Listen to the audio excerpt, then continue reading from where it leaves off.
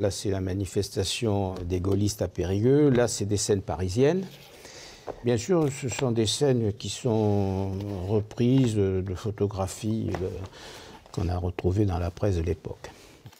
Des croquis ressortis de l'oubli. Il y a 50 ans, Jean-Michel, alors étudiant en droit, est surveillant d'internat au lycée Claveil de Périgueux. Déjà peintre dans l'âme, il assiste de loin aux événements de mai 68. J'étais assez fasciné par les manifestations à Paris parce qu'elles étaient spectaculaires et flamboyantes. J'ai vécu ces événements à distance. J'étais replié sur la ferme familiale. C'est vrai qu'à la fois en cueillant les fraises, c'était un lourd travail. J'ai pu aussi me distraire et faire un certain nombre de croquis.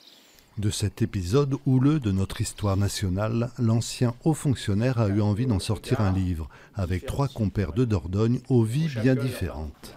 Beaucoup d'entre nous ont vécu ces événements avec une certaine distanciation.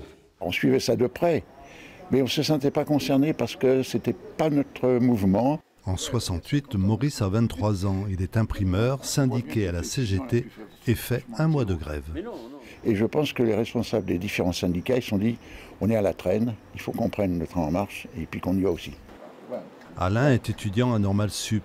Pas de barricade, mais pour le futur journaliste, ce printemps-là constitua un poste d'observation. Paris était en ébullition. J'ai connu la bande à Krivine, j'ai connu tous les frustrés, tous les gens épanouis, enfin tout ce que la société peut charrier comme gens merveilleux ou misérables.